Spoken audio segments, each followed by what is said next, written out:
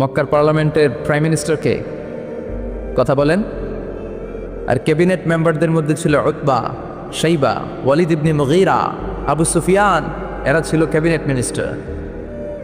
তো তারা সবাইকে নিষেধ করত মুহাম্মাদের কণ্ঠের কোরআন তেলাওয়াত শুনতে কেউ যেতে পারবে না, কারণ যারাই কোরআন শুনতে যায় সব মুহাম্মাদের মুরিদ হয়ে যায়। সুবহানাল্লাহ কইবেন না? হজের সময়ে লক্ষ লক্ষ মানুষ গোটা বিশ্ব থেকে হজ করার জন্য আসতো। মক্কা শহরে ঢুকার কয়েকটা গেট ছিল। আবু জাহাল ওই গেটে কিছু লোক ফিট করে দিল যে যারাই হজ করতে আসবে এদেরকে বলে দিবা যে আমাদের এলাকায় নতুন এক পাগল আসছে, এই পাগলের নাম মুহাম্মদ ইবনে আব্দুল্লাহ, পড়েন না আউযুবিল্লাহ। খবরদার, তোমরা হজ করতে আসছো ভালো কথা, হজ করবা, খেজুর খাইবা, জমজমের পানি নিবা, মাগার মুহাম্মদের কাছে যাইবা। ওর কাছে গেলে সবাই কি হয়ে যায়? যারা যায় এরাও পাগল হয়ে যায়। সব মক্কার গেটগুলোতে লোক সেট করে দেয়া হলো। হজের মৌসুমে জিল হজে ঢুকতে লাগলো লোকজন। আবু জাহেলের সেট করে দেয়া লোকজন বলল কেউ যাবা না মুহাম্মাদের কাছে, ও একটা পাগল। যারা আসতেছিল এরা কেউ কিন্তু বিশ্বনবীর কথা জানতো না। জানতো? ওরা যখন শুনছে একটা পাগল আছে ওরা মনে মনে কইল দেখি তো পাগলে কি কয়। তার মানে অপপ্রচার কেমন যেন প্রচার হয়ে গিয়েছে। সুবহানাল্লাহ পড়েন। তো আমাদের বিরুদ্ধে অপপ্রচার করলে আমাদের প্রচার হয়ে যায়। আমাদেরকে জেলখানায় বললে আমরা জেলখানার সবগুলোরে আল্লাহওয়ালা বানায় দিয়ে চিল্লায় বলেন ঠিক কি না? ইসলাম এটাকে থামিয়ে দেয়া যায় না। যারা ইসলামের বিরোধিতা করে এরা ইসলামের নেচারকে চিনে নাই। ইসলাম হচ্ছে চারা গাছের মতো। চারা চিনেন নাকি? কক্সবাজার কি বলেন? বীজ বা চারা। এই বীজ, ইসলাম হচ্ছে বীজের মতো। ইসলাম বিরোধীরা ইসলামকে মাটির নিচে গেড়ে ফেলতে চায়, কিন্তু গাড়লে কি হবে? এটা তো বীজ। মাটির নিচে বীজ গাড়লে কি হয়? সুবহানাল্লাহ কইবেন না? মক্কার গেটগুলোতে দাঁড়িয়ে দাঁড়িয়ে অপপ্রচার শুরু করে দিল। Don't go to Muhammad, he is completely mad. পাগল, যেও না। সবার মনে চিন্তা, ঘটনা কি? কে মুহাম্মদ? নাম শুনি নাই। হজ করি আর না করি আগে হেবারের কাছে যাইতে হবে। আল্লাহু আকবার। সবাই বিশ্বনবীর কাছে যায়, চেহারা দেখে কোরআনের বাণী শুনে কালিমা পড়ে মুসলমান হয়ে যায়। আবু জাহেল আবার মন্ত্রী পরিষদের বৈঠক ডাকলো, খবরদার কাউকে যেতে দেয়া যাবে না, কেউ যাবে না। কিন্তু কি আজীব তামাশা, প্রতি রাতে আবু জাহেল লুকিয়ে লুকিয়ে নিজেও যায়। না জানি কত সুন্দর ছিল বিশ্বনবীর কণ্ঠ, না জানি কতটা চমৎকার সুরের ঝংকার খেলতো আমার নবী যখন তেলাওয়াত করত, না জানি কি সুরের লহরী ছিল বিশ্বনবীর গলায়। কাফের হয়েও বিরোধিতা করেও কোরআন না শুনলে পেটের ভাত হজম হয় না, রাতে ঘুম আসে না। প্রতি রাতে আবু জাহেল যায়। তো আবু জাহেল যেহেতু যায়, বাকিরাও লুকিয়ে লুকিয়ে যায়। সবাই দিনের বেলা বলে কেউ যাবে না। কি বলে? দিনের বেলা বলে কেউ, ভাইয়েরা আমার, বোনেরা তোমার, খবরদার কেউ যাবেন না। রাত্রে নিজেই যায়। তো আবার মাঝে মাঝে রাত্রিবেলা নিজেদের সাথে নিজেদের দেখাও হয়ে যায়। কত বড় ডাকাত! একজন বিশ্বনবীর বাড়ির এই পাশে, আরেকজন এই পাশে, আরেকজন এই পাশে, আরেকজন এই পাশে। বিশ্বনবী যখন তেলাওয়াত শেষ করেন সবগুলো দেয় দৌড়। ফিরে আসার রাস্তা একটা, কয়টা? ওই রাস্তায় দেখা হয়ে যায়। আবু জাহেল বলে কিরে আসলি কেন? সবাইকে তুমি নেতা, তুমি আসছো কেন? দিনের বেলা তো বড় বড় বক্তব্য হাঁকাও, রাতের বেলা এরকম চোরামি করো কেন? আবু জাহেল বলে ঠিক আছে, তোরাও করছিস আমিও করছি, কইস না, কারো কাছে কইস না। সবগুলা চোখ, সবগুলা কি? আর সরে সরে খালাতো ভাই। তো এই সব খালাতো ভাইরা লুকিয়ে লুকিয়ে চোরের মতো তেলাওয়াত শুনতে যেত। আবু জাহেল বলল কেউ যেতে পারবে না, সবাই রাজি। এরপরের দিন আবু জাহেল বলল আজ থেকে কেউ যদি যাস তোদের সম্পত্তি সব সিজ করা হবে, আর মাথার চুল কামিয়ে আলকাতরা মেখে মক্কার বাজারে ঘুরানো হবে। সবাই বলে আমরা রাজি। আবু জাহেল বলে তাহলে সাইন কর। সবাইকে আগে আমনে করেন। Abu Jahel as a chairman he gave the signature. সে ওই বন্ডে সিগনেচার দিল যে যদি যাওয়া হয় আমাদের সম্পদ রাষ্ট্রীয়ভাবে সিজ করা হবে, মাথার চুল কামিয়ে আলকাতরা মেখে মক্কার বাজারে ঘোরানো হবে। তো সবাই স্বাক্ষর করলো। দিন গড়িয়ে রাত আসলো। আবু জাহেল বিছানায় এপাশ ওপাশ করে, টসিং অ্যান্ড টার্নিং, ঘুম আসছে না। আবু জাহেল মনে মনে ভাবে আজকে যেই ভাষণ দিছি সকালে, আজকে কেউ যাবে না, আমি 100% নিশ্চিত আমি একটু যাইনি। মজার ব্যাপার হলো উকবা, সাইবা, ওয়ালিদ ইবনে মুগীরা তারাও নিশ্চিত যে কেউ যাবে না। তারাও বাড়িতে বসে নিশ্চিত যে কেউ যাবে না। আমি একটু আজকেও সব খালাতো ভাইয়েরা কেউ ডানে, কেউ বায়ে, কেউ সামনে পেছনে। বিশ্বনবীর বাড়িটা এখন যেখানে, এটা সৌদি গভর্নমেন্ট ওই জায়গায় লাইব্রেরি করে রেখেছে। লাইব্রেরি, জ্ঞানের আলো বিতরণ হচ্ছে। গেলেই ফ্রি বই, ফ্রান্সের মানুষ ফ্রেঞ্চ ভাষায় ট্রান্সলেট করা কোরআনের অনুবাদ, বাঙালি বাংলা ভাষায়, ইন্ডিয়ান হিন্দি ভাষায়, কেরালা ভাষায়, মান্ডারিন, ইংরেজিতে তো আছেই। বিশ্বনবীর ওখানে গেলেই বই। তার পাশে এই প্রাইম মিনিস্টারের বাড়ি, মানে আবু জাহেলের বাড়ি, ওইখানে গেলে ফ্রি দুর্গন্ধ পাওয়া যায়, ফ্রি, কোনো টাকা দেওয়া লাগবে না। আর বাংলাদেশের হাজিরা ওইখানে গেলে সবাই ওইটারে খোঁজে, বাংলাদেশিরাও খোঁজে, পাকিস্তানিরাও খোঁজে, চায়নার উইগুর প্রদেশের যারা, আমাদের সাথে অনেক কিছু মিল আছে। হানাফি স্কুল অফ থট তারা প্র্যাকটিস করে। সবাই জেদ্দাতে নেমেই আগে বলে আবু জাহিল্লার বাড়ি কই। সবাই বলে আপনি তো আসছেন উমরা করতে, আবু জাহিল্লার বাড়িতে কি করবেন? যাইয়া হাইগা ভরাই দিয়ে আসুন। প্রাইম মিনিস্টারের বাড়িতে যে গোটা বিশ্বের মানুষ পায়খানা করে দুর্গন্ধ করে দিয়ে আসে। এজন্য প্রাইম মিনিস্টারদেরকেও সাবধান হওয়ার দরকার আছে না নাই? চারদিকে সব খালাতো ভাইরা সেট আপ, প্রাণ ভরে আজকে শুনবো। প্রতিদিন দেখা হয়ে যায়, আজকে কারো সাথে দেখা হবে না। তো সবাই প্রাণ ভরে বিশ্বনবীর কণ্ঠের জাদুমাখা তেলাওয়াত শুনে, বিশ্বনবী কোরআন তেলাওয়াত যখন শেষ করলেন সবগুলার দিছে দৌড়। কিন্তু ফিরে যাওয়ার রাস্তা কয়টা? আজকেও দেখা। আজকে কেউ কাউরে কিছু বলে না, সবার মাথা নিচের দিকে। আবু জাহেলও নিচে তাকায় আছে লজ্জায়। উতবা, সাইবা, ওয়ালিদ ইবনে মুগীরা, পুরো দেশের মিনিস্ট্রি ক্যাবিনেট সবগুলা নিচের দিকে। ওদিকে মশার কামড় আছে না নাই? দীর্ঘক্ষণ নিচের দিকে তাকিয়ে থাকার পরে আবু জাহেল কয়, চল, যা হয়েছে হয়েছে, যা হয়েছে হয়েছে। কালকে থেকে আমরা সব চোরগুলা রাত্রে এক লগে ঘুমাবো, যাতে করে কাউকে ফাঁকি দিয়ে কেউ জিততে না পারে। এই গল্পটা শোনানোর উদ্দেশ্য হচ্ছে এটা যে বিশ্বনবীর কণ্ঠটা যেন তেন কণ্ঠ ছিল না, অসাধারণ একটা কণ্ঠ ছিল, যে কারণে এই কোরআনের বিরোধিতা করেও তারা এই কণ্ঠের তেলাওয়াত শোনার জন্য পাগল হয়ে যেত। সুবহানাল্লাহ পড়বেন না? এজন্য যুবক ভাইয়েরা, তোমাদের সময়গুলোকে কাজে লাগাতে হবে। অলসতা যেন তোমাদেরকে শয়তান তোমাদের মাথায় আড্ডা না বসায়। এজন্য গভর্নমেন্টের দায়িত্ব হচ্ছে তাদের কর্মসংস্থানের ব্যবস্থা করা। সব কাজ আবার গভর্নমেন্টের উপর চাপালে চলবে না। আমাদের দেশে যে সিস্টেমটা, একটা বাজেট সিস্টেম চালু হয়েছে, যারা ভোটে জিতে ক্ষমতায় আসে সব দায়িত্ব এদের, বিরোধী দলের কোনো দায়িত্ব নাই, তাই না? আবার ওই বিরোধী দল যদি ক্ষমতায় যায়, পুরো দেশের মা বাপেরা, অন্য দলের কোনো খাওয়া নাই, আছে খালি মায়ের। কথা কন?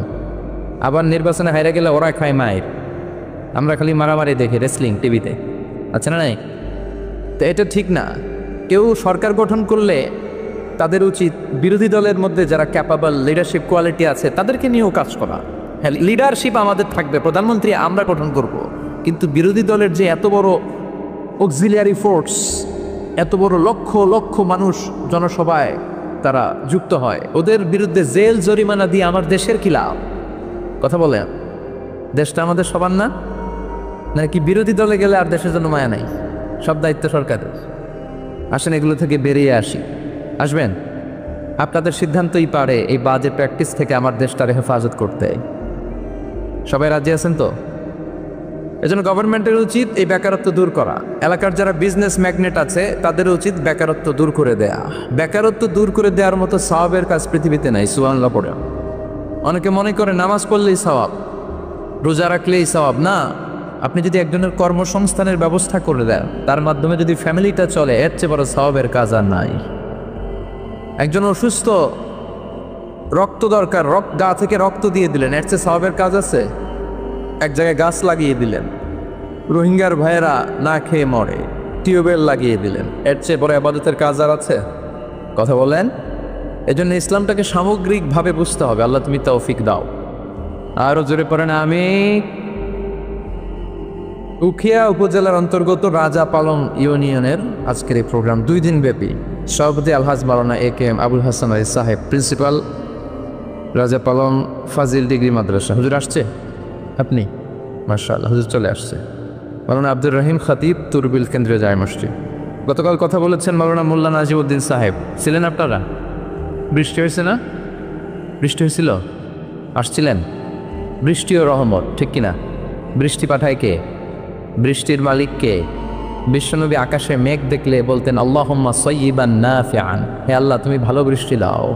কারণ এই বৃষ্টি দিয়েও আল্লাহ অনেক জাতিকে ধ্বংস করেছে।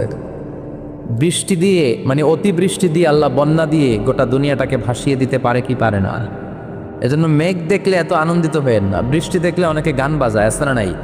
এই বৃষ্টি ভেজা রাতে তুমি চলে যেও না, কেমন গান না, আপনি আল্লাহর কাছে দোয়া করবেন আল্লাহুম্মা সাইয়্যিবান নাফিআন, আল্লাহ তুমি বরকতের বৃষ্টি দাও।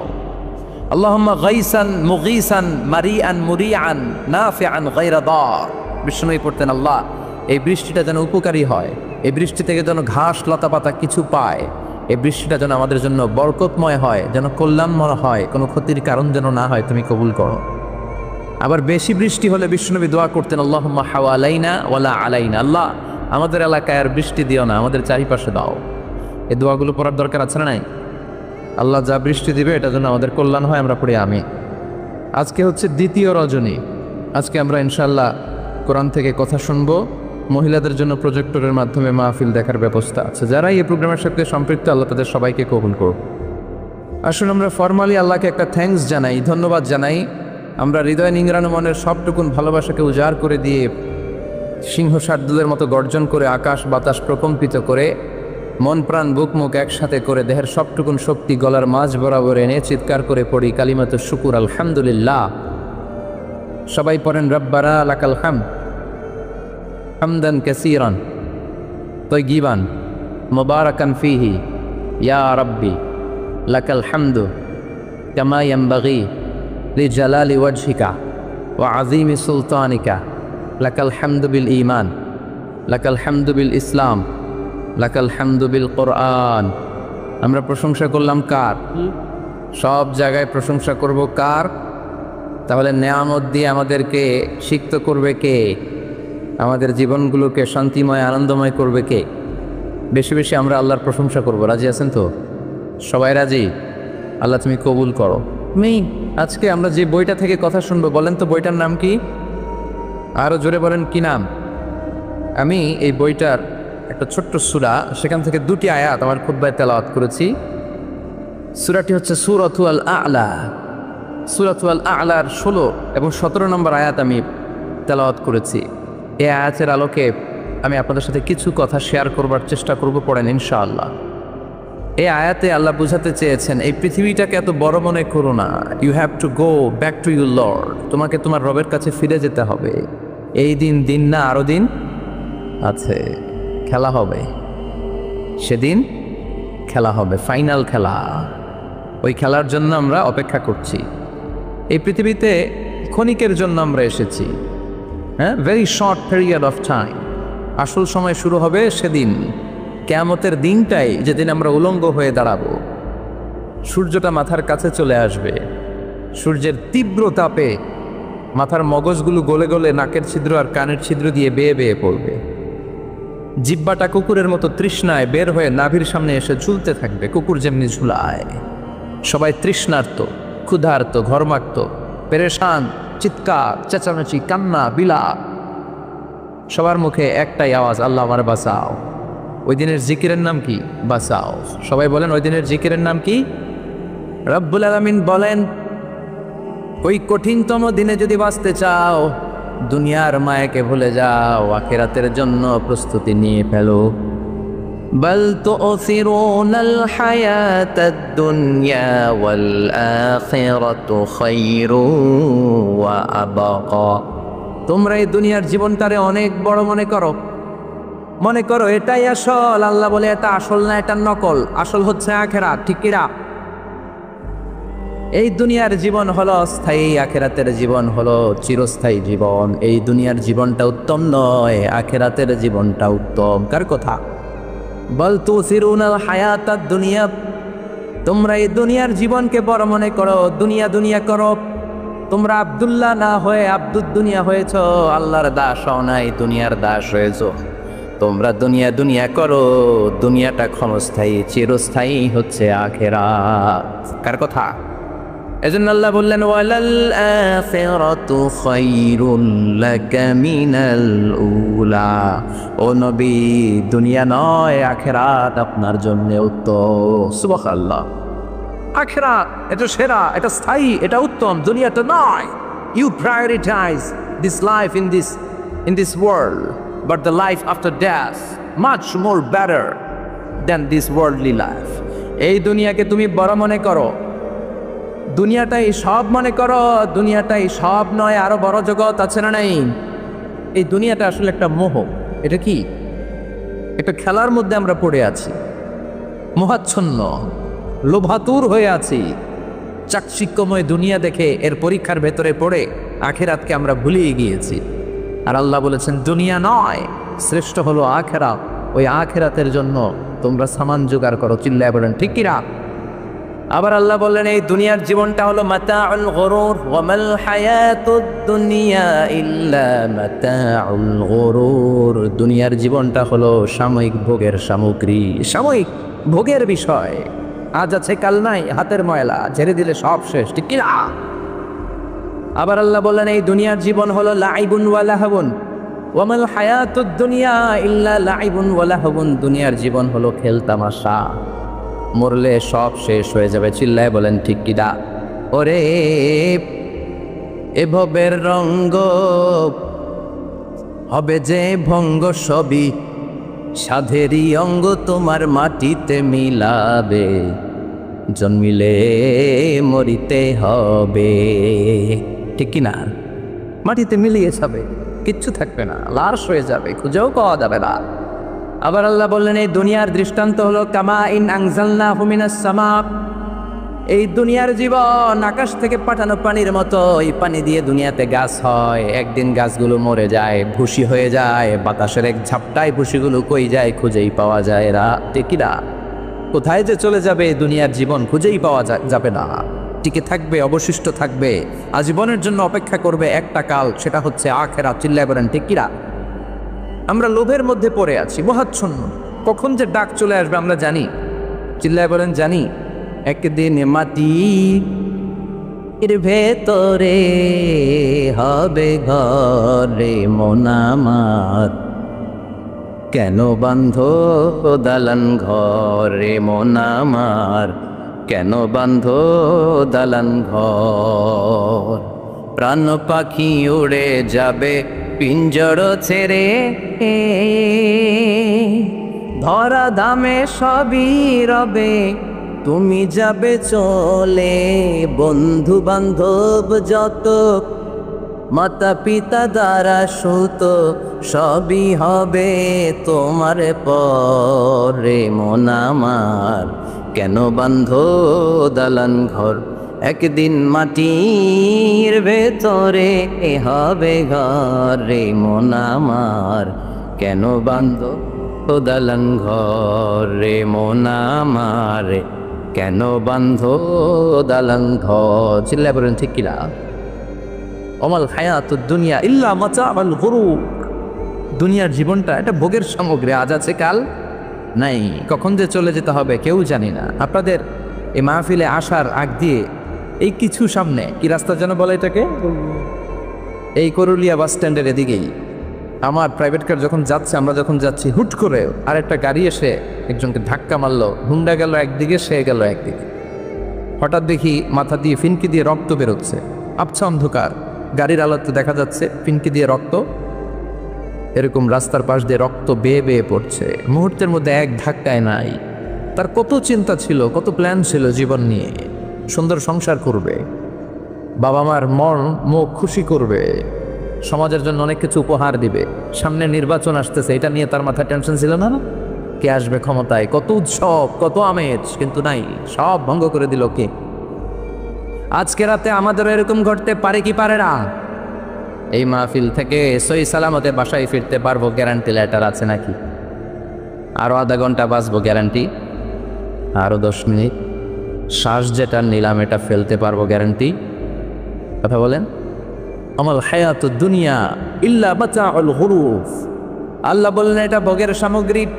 এই দুনিয়ার জীবন খেলতামাশার জীবন, মোহের জীবন। মোহের ভেতরে পড়ে আখিরাতকে তোমরা ভুলে গিয়েছো। দুনিয়া আসল নয়, আসল হলো আখিরাত। ঠিকই না? এই দুনিয়ার জীবনটা হলো 4টা স্বর্ণের টুকরার 3টা লাশের মতো। মনোযোগ দিয়ে শুনবেন, কয়টা স্বর্ণের টুকরা? লাশ কয়টা? বনি ইসরায়েলের জামানাতে 3 যুবক ভাগ্যের সন্ধানে, ভাগ্য চেঞ্জ করার জন্য কাজের সন্ধানে তারা বের হয়েছে। পথিমধ্যে গুপ্তধন পেয়েছে, 4টা স্বর্ণের টুকরা পেয়েছে 3 জন। কয়জন? কয়টা স্বর্ণের টুকরা? 4টা স্বর্ণের টুকরা পেয়ে মহা খুশি, খুশিতে বাকবাকুম। কে আমাদেরকে পায়? আজকে স্বর্ণের টুকরা ভাগ করে আমরা অনেক ধনী হয়ে যাব। এক বন্ধু বলল, পেটে অনেক ক্ষুধা লেগেছে, আগে বাজার থেকে খাবার নিয়ে আয়, তারপরে 3 জন বন্ধু মিলে 4টা স্বর্ণের টুকরা ভাগ করে নিয়ে যাব। এক বন্ধুকে বাজার থেকে রুটি কিনে আনানোর জন্য পাঠিয়েছে। বাকি 2 বন্ধু এবার বসে বসে পরামর্শ করে, ওইটারে যদি মেরে ফেলতে পারি ভাগ বটোয়ারার দরকার নাই, তুই নিবি 2টা, আমি নিব 2টা। সহজ হয়ে গেল না? ও নিবে 2টা, এ নিবে 2টা, আর ওটার মেরে ফেলবো। যেটা রুটি আনতে গেছে সেটা মনে মনে ভাবে, রুটিতে যদি বিষ মিশাতে পারি। কি মিশাতে পারি? আর ওই 2টারে যদি খাওয়াইতে পারি তাহলে সব আমার, গোটা দুনিয়া আমার। দুনিয়া কে মজা লেলো, দুনিয়া তোমারই হ্যাঁ। যেই চিন্তা ওই কাজ। রুটির মধ্যে বিষ মেখে নে বন্ধুদের কাছে দিয়েছে। 2 বন্ধু মিলে ওইটারে ঘুষান শুরু করছে। ঘুষাইতে ঘুষাইতে শেষ, একটা শেষ, উইকেট একটা পড়ছে। কয়টা? আর আছে উইকেট কয়টা? ওই 2 উইকেট। কয় ক্ষুধা লাগছে এটার মারতে, অনেক কষ্ট হয়েছে, আগে খায়া লই। আগে কি করি? ওই 2টা মিলে বিষ মাখানো রুটি খেতে শুরু করেছে। বিষ খাওয়ার পর ওই 2 উইকেটও শেষ। কেউ নাই, 3টাই লাশ হয়ে পড়ে আছে, 4টা স্বর্ণের টুকরা পাশে পড়ে আছে। এটাই হলো দুনিয়ার জীবন। চিল্লায় বলেন ঠিক কিনা? এজন্য আল্লাহ বললেন, গোলাম থাকতে আসো নাই, চলে যাবা। কুল্লু নাফসিন যায়িকাতুল মাউত সুম্মা ইলাইনা তুরজাউন। সবাইকে মরতে হবে, কেউ থাকবে না। এই পৃথিবীতে প্রাণ নিয়ে যারা আগমন করার সুযোগ পেয়েছে সবাই মরবে। আজ হোক কাল, আগে হোক পরে, সবাইকে যেতে হবে। চিল্লায় বলেন ঠিক কিনা? আবার আল্লাহ বললেন, আইনামা তাকুনু ইউদরিকুমুল মাউত। যেখানেই থাকো না কেন মৃত্যু তোমাদেরকে ছাড়বে না। মৃত্যু তোমাদেরকে সাক্ষাৎ করবে, মৃত্যু তোমাদেরকে খুঁজে বের করবে। যদিও সুদূর আকাশ পানে, পালাও সেথায় লাগিয়ে সিঁড়ি। আকাশের উপরে যদি বিশাল সিঁড়ি লাগিয়ে 4র্থ আকাশে চলে যান, চাঁদের মধ্যে বাড়ি করেন, মঙ্গল গ্রহে বাড়ি করেন, ওই জায়গায় মালাকুল মাউত আপনারে খুঁজে পাবে। তান চাঁদেও খুঁজে পাবে। মঙ্গল গ্রহে যদি যান, স্যাটেলাইট, আমাদের একটা বঙ্গবন্ধু স্যাটেলাইট চ্যানেল লঞ্চ করা হয়েছে না, ওইখানে গেলে তো আর নাই মালাকুল মাউত। কথা বলে আল্লাহ বললেন, ওয়াজাআত সাকরাতুল মাউতি বিল হক। মৃত্যুর কষ্ট তোমাদের ছাড়বে না, যেখানেই তোমরা থাকো না কেন মৃত্যু ঠিকই তোমাদের পাকড়াও করবে। চিল্লায় বলেন ঠিকিরা? আবার মৃত্যুর একটা নির্ধারিত সময় আছে। ওই সময় যখন আসে 1 সেকেন্ড আগেও আসে না, পরেও আসে না। কার কথা? লিকুল্লি উম্মাতিন আজালুন ফাইযা জাআ আজালুহা লা ইস্তাখিরুনা সাআতাও ওয়া লা ইস্তাকদিমুন। মৃত্যুর জন্য একটা নির্ধারিত টাইম আছে। টাইমটারে বেঁধে দিয়েছে কে? ওই টাইমটা যখন চলে আসে 1 সেকেন্ড আগেও আসে না, 1 সেকেন্ড পরেও আসে না, অন টাইম আসে। কিভাবে আসে? On time. কথা বলেন, সবাই বলেন অন টাইম। আরো জোরে বলেন, death will come on time, death never late. মৃত্যু যখন আসে অন টাইমে আসে, নির্ধারিত একটা সময় আসে। ওই সময়ের আগেও আসে না, পরেও আসে না। 1 সেকেন্ড আগেও আসবে না, পরেও আসবে না। মনে করেন আপনাকে রব্বুল আলামিন 60 বছরের হায়াত দিয়েছে, আপনার বয়স এখন 50 বছর, আরো বাকি কয় বছর? এখন গোটা বিশ্বের সবাই মিলে যদি আপনারে মারতে চায়, কিছু করতে পারবে নাকি? কথা বলে আবার রব্বুল আলামিন আজ রাত 12টায় আপনার হায়াত কেড়ে নিবে। মালাকুল মাউত এসে রুহু কবজ করবে। দুনিয়াতে আর থাকার কোনো পারমিশন আপনার নাই, থাকার কোনো সুযোগ নাই। গোটা বিশ্বের সবাই মিলে যদি আপনারা রাখতে চায়, রাখতে পারবে নাকি? কথা বলেন। চলে যেতে হবে। এই পৃথিবীতে আসার একটা সিস্টেম থাকে, যাওয়ার কোনো সিস্টেম নাই, ঠিক কি না? আসার সময় আগে আসছে আমার দাদা, তারপর আমার বাবা, তারপরে আমি, তারপরে আমার ছেলে, তারপরে আমার নাতি, তারপরে তার ছেলে, ঠিক না? তার মানে আসার একটা সিরিয়াল আছে, যাওয়ার কোনো সিরিয়াল আছে নাকি? কথা কন। নাকি সিস্টেম দাদা আগে আসছে, দাদাই আগে যাবে, নাতি যেতে পারবে? কথা বলেন। দাদার আগে নাতি মরে, এরকম আছে না নাই? মায়ের আগে মেয়ে যায়, আছে না নাই? মুরব্বী বাজনেরা বেঁচে থাকে, আমাদের মতো যুবকগুলো অ্যাক্সিডেন্টে মারা যায়, আছে না নাই? আবার অসুস্থরা বেঁচে থাকে, সুস্থরা মরে যায়, আছে না নাই? হাসপাতালে রোগীগুলো বেঁচে থাকে, ডাক্তার মরে যায়, আছে না নাই? উখিয়াতে তো ডাক্তার মরে না, দিকেও ডাক্তার মরে। ওনারা না বাঁচায় মানুষে? হ্যাঁ, আল্লাহ বাঁচায়। হ্যাঁ, আল্লাহ বাঁচায়, আল্লাহ বাঁচায়। ডাক্তার হচ্ছে ওয়াসিলা, চিল্লা এখন ঠিক কিনা?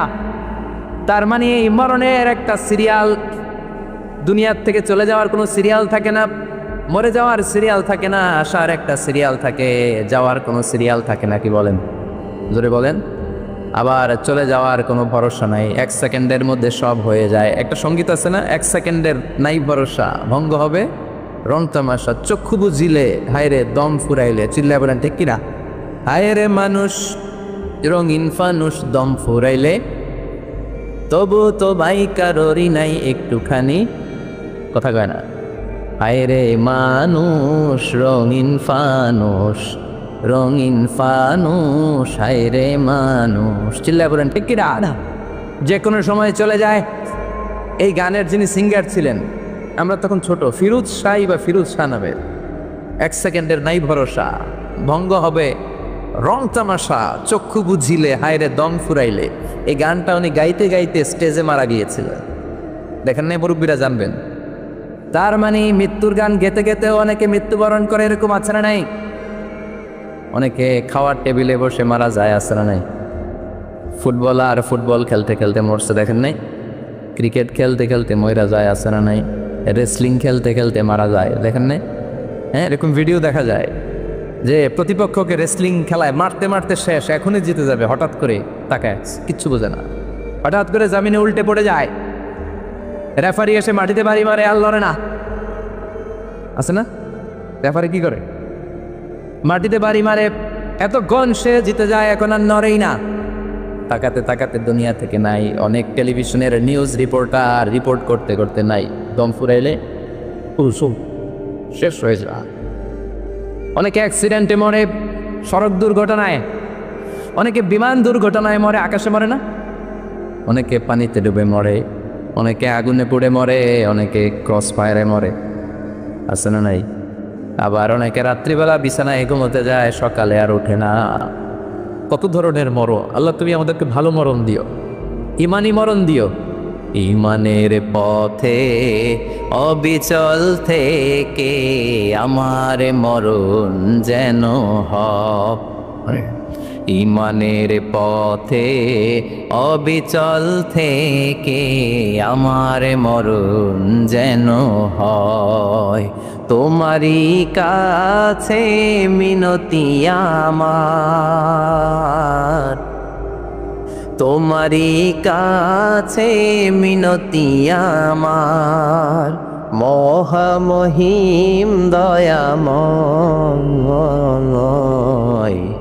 ইমানের পথে অবিচল থেকে আমার মরণ যেন হয়। চিল্লায় পড়ে না আমিন। তার মানে কে কোথায় মরবো আমরা কেউ জানি নাকি? ওমা তাদরি নাফসুম বিআইয়ি আরদিন তামুত, কোন জায়গায় মরবা, কখন মরবা কেউ আমরা জানি না, কিন্তু মরবো সবাই জানি, ঠিক কিনা? কুল্লু নাফসিন যায়িকাতুল মাউত, প্রত্যেকটি আত্মার মৃত্যুবরণ করতে হবে, এটা আমরা সবাই জানি। The most certain thing in life is death, but the most uncertain thing in our life is the time of death. এ জীবনের সবচেয়ে সুনিশ্চিত বিষয় হলো মরণ, সবচেয়ে অনিশ্চিত বিষয় হলো মরণের সময়। চিল্লা এখন ঠিক কিনা?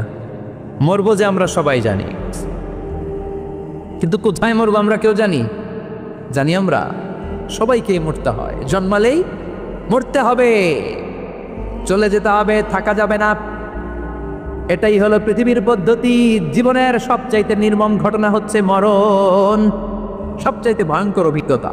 কোনো প্রাণীর জন্য সর্বোচ্চ এবং সবচাইতে ভয়ঙ্কর অভিজ্ঞতা হচ্ছে মৃত্যু। এবং এত ভয়ঙ্কর অভিজ্ঞতা, এই অভিজ্ঞতাটা কারো কাছে শেয়ার করে যাওয়া যায় না। মরার সময় কেউ বলে যেতে পারছিল আমার মরতে এমন লাগছে, কইতে পারছে? কেমন লাগছে বলতে পারে?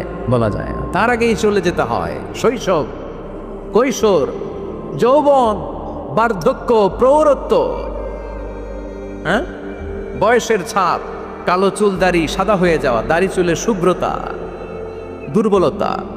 This is the circle of life. ছোট্ট ছিলাম, বড় হলাম, সিঙ্গেল ছিলাম, ডাবল হলাম, তারপরে বাবা হলাম, তারপরে শ্বশুর হলাম, তারপরে নানা হলাম, তারপরে চলে যেতে হবে। This is the circle of life.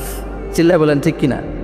এই যে মুরব্বীরা, দাড়ি পাকা মুরব্বী যারা আছে, আপনারা কি মনে করছেন মায়ের পেট থেকে এরকম মুরব্বী হয়ে বেরিয়েছিল? কিরকম বের হয়েছিল? তারাও ওয়া ওয়া করেছে, এরাও ফিডার খাইতো, এই চাচারা খায় নাই? এরাও ফিডার খেত, এরাও মায়ের বুকের দুধ খেত, এরাও ছোট্ট বাচ্চাদের মতো গরমকালে পানির মধ্যে ডুবাইতো। স্কুল ফাঁকি দিয়ে বাচ্চারা ডুবায়, আছে না নাই? ঠিক উখিয়াতে এরকম নাই। ছোট্ট বাচ্চা ছিল, বড় হলো, বার্ধক্যে উপনীত হলো। This is the circle of life. চলে যেতে হবে। বিশ্বনবী বললেন আমার উম্মতি মা বাইনা সিত্তিনা ইলা সাবঈন, আমার উম্মতের গড় বয়স হলো 60 থেকে 70। এই উম্মতের গড় বয়স কত? 60 থেকে 70। ওয়া আকাল্লুহুম মাইয়াজুজু যালিক, অল্প কিছু মানুষ আছে যারা 70-এর বেশি হায়াত পায়। এখানে 70-এর বেশি আছেন কারা? হাত তোলেন দেখি তো। কয়জন? একজন, দুইজন, তিনজন? মাশাআল্লাহ, আল্লাহ আরো হায়াত দেখ, আল্লাহ এদেরকে আরো হায়াত দারাজ করুক। চিল্লায় বলেন মেন। তার মানে আমার উম্মতি মা বাইনা সিত্তিন ইলা সাবঈন। বিশ্বনবী বললেন এই উম্মতের গড় বয়স 60 থেকে 70, আর 70-এর বেশি হায়াত পাবে। ওয়া আকাল্লুহুম মাইয়াজুজু যালিক, 70-এর বেশি পাবে হাতে গোনা, গুনে বের করে ফেলা যায় একজন, দুইজন, তিনজন, বাকি সব 60-এর আগে নাই। ঠুস চিল্লা এখন ঠিক কিনা? বাংলাদেশের গড় হায়াত কত মানুষের? 60। বিশ্বনবীর কথার সাথে মিলে গেছে। চিল্লায় পড়েন সুবহানাল্লাহ। এই জন্য বিশ্বনবী বলেন এই যে মুরব্বীদের দাড়ি পাকে, এই যে রাস্তায় অ্যাক্সিডেন্ট হয়, এই যে ক্যান্সারে আক্রান্ত হয়ে লোকজন মারা যায়, তার উপরেও কি টনক নড়ে না? এরপরেও কি বিবেকে ধরে না যে তোমাকে চলে যেতে হবে? আকসিরু যিকরা হাযিমিল লাযযাত, জীবনের সব স্বাদকে পানসা করে দেয় ওই মরণকে স্মরণ কর। মরণকে স্মরণ করলে জাহান্নাম বরণ করার আগে না। চিল্লায় বলেন ঠিক কিনা? আবার আল্লাহ বললেন এ গোলাম, স্পেশাল একজন ফেরেশতা আমি মরণের জন্য সিলেক্ট করলাম, নাম মালাকুল মাউত। তাকে আমরা আজরাইল বলে চিনি। এই মালাকুল মাউত তার বাহিনী নিয়ে নির্ধারিত টাইমে গোটা বিশ্বের সব মানুষের রূহ কবজ করে। অন টাইম নাকি দেরি করে? মালাকুল মাউত আগেও আসে না, পরেও আসে না। সুবহানাল্লাহ পড়ে। সাইয়েদনা সুলাইমান আলাইহিস সালামের জামানাতে ওনার এক ওয়াজির ছিল, মন্ত্রী। ওই মন্ত্রীকে নিয়ে উনি বৈঠক করতেন। ওনার সময় উনি মালাকুল মাউতের সাথেও বৈঠক করতেন। শুনতেছেন? আপনাদের মনোযোগ আছে তো? উনি বৈঠকে বসেছেন, মালাকুল মাউতও বসা, ওয়াজিরও বসা। হঠাৎ মালাকুল মাউত ওয়াজিরের দিকে বড় বড় চোখ করে তাকাচ্ছে। বড় বড় চোখ করে তাকানোতে ওয়াজির ভয় পেয়েছে। হঠাৎ মালাকুল মাউত চলে গেল। ওয়াজির বলে ও সুলাইমান আলাইহিস সালাম, এই যে লোকটা বড় বড় চোখ করে আমার দিকে তাকালো, এটা কে? সাইয়েদনা সুলাইমান বলে হাদা মালাকুল মাউত। যে বর্ণনাটা বলছে এটা হাদিস না, এটা হচ্ছে ইসরাইলিয়া, জিউস ট্রেডিশন। কোরআন হাদিসের সাথে কোনো দ্বন্দ্ব নাই, তাই বর্ণনা করা যাবে। বিষ্ণু বলেছেন বাল্লিগু আন্নি ওয়ালাউ আয়া। আবার বলেছেন ওয়া হাদ্দিসু আন বনি ইসরাইল ওয়ালা হারাজ। বনি ইসরাইলের ট্রেডিশন বর্ণনা করো, জিউস ট্রেডিশন বর্ণনা করো, এতে কোনো সমস্যা নাই। ওয়াজির বলে ও সাইয়েদনা সুলাইমান, বড় বড় চোখ করে যে তাকালো লোকটাকে? সাইয়েদনা সুলাইমান বলে হাদা মালাকুল মাউত, এটা মৃত্যুর ফেরেশতা। ওয়াজিরের কলিজায় পানি নাই। এটা কি ফেরেশতা? শুনে তো পিলে চমকে গিয়েছে। কয় কি? মালাকুল মাউত তো আমার চিনে হলাইছে, বাড়ি চিনে ফেলছে আমার খবর আছে। সাইয়েদনা সুলাইমান আলাইহিস সালাম জিনদেরকে দিয়ে কাজ করাতেন, মেঘমালাকে দিয়ে কাজ করাতেন, বিশাল সিংহাসন নিয়ে পৃথিবীর প্রাচ্য থেকে পাশ্চাত্যে ঘুরে বেড়াতেন। সাইয়েদনা সুলাইমানকে ওয়াজির বলে ও সুলাইমান, মেঘমালাকে আদেশ করে দেন আমি আর এই ফিলিস্তিনের ভূখণ্ডে থাকতে চাই না। আকাশের মেঘমালার উপরে আমারে বসিয়ে দেন, আর বলে দেন আমারে নিয়ে যেন আকাশের মেঘমালা হিন্দুস্তানের ওই দূর পর্বতে রেখে আসে। আকসা আল হিন্দ, হিন্দের সবচেয়ে দূরবর্তী জায়গায় যেন আমার রেখে আসে। সাইয়েদনা সুলাইমান বললেন, আকাশের মেঘ যাও, আমার ওয়াজিরকে নিয়ে হিন্দুস্তানের একটা উপদ্বীপে রেখে আসো। রেখে আসা হলো। কিছুক্ষণ পর মালাকুল মাউত সাইয়েদনা সুলাইমানের কাছে হাজির। সাইয়েদনা সুলাইমান বললেন, ও মালাকুল মাউত, কই ছিলা? একটু আগে হিন্দুস্তান থেকে আপনার ওজিরের রুহু কবজ করে আসছি। সুবহানাল্লাহ পড়েন। এটা আবার কেমন কথা, তুমি ওইখানে গেলা কেন?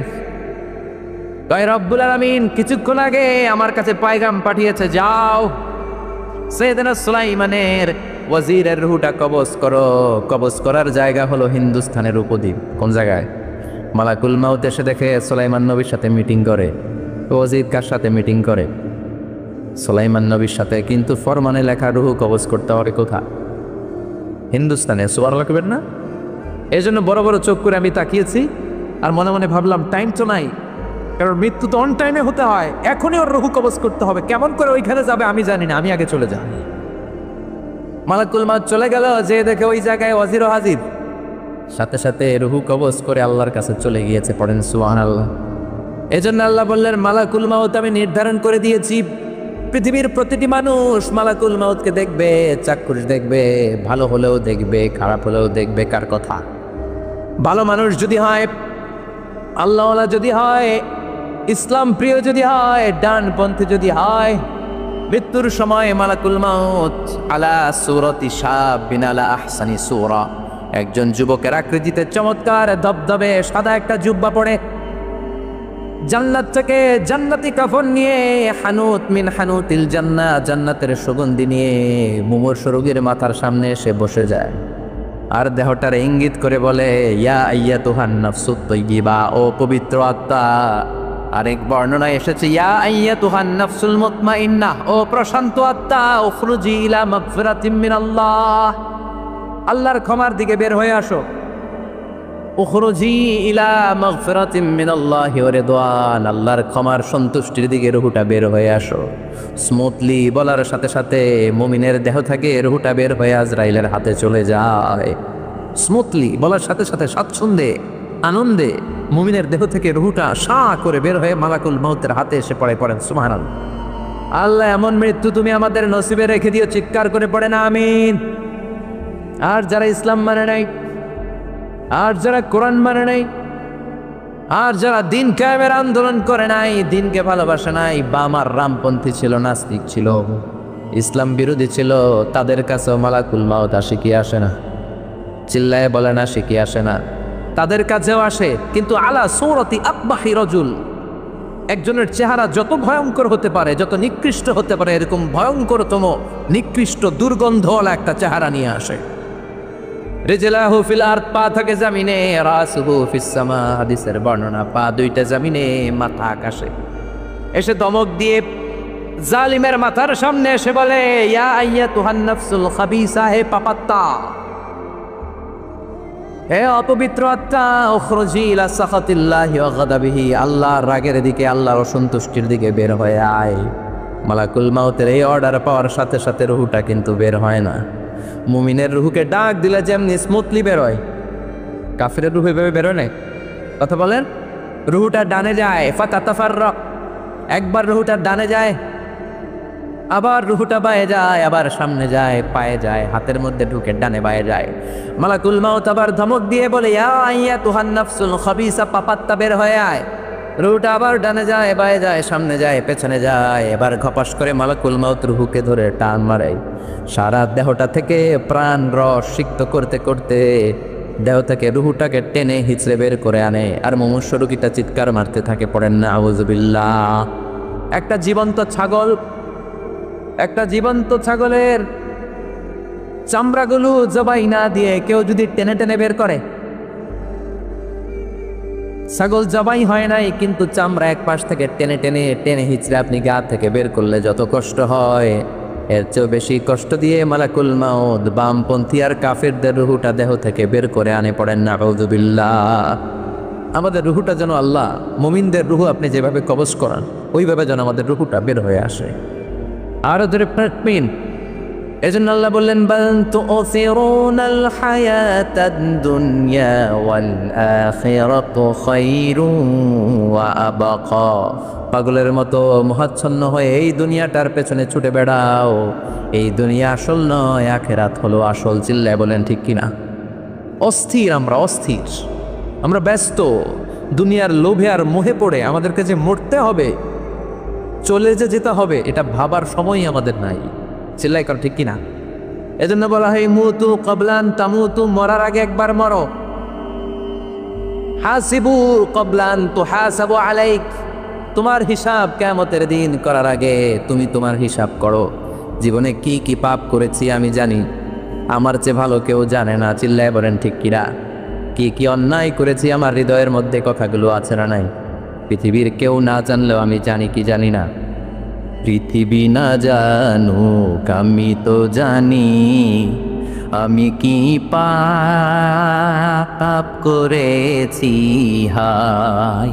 পৃথিবী না জানুক আমি তো জানি, আমি কি পাপ করেছি হায়। আমার পাপের করলে বিচার, বাঁচার উপায় নাই আমার। দয়াময় প্রভু মাফ করো আমায়, মাফ করো আমায়। পড়েন আমি আরো জোরে আমিন।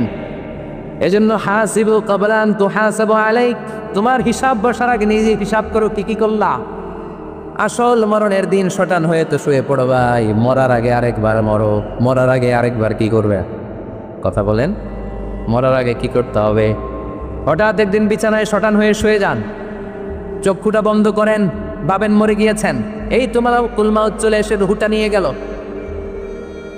আত্মীয় স্বজন চিৎকার চেঁচামেচি শুরু করে দিল, কান্নার রোল পড়ে গেল চারদিকে।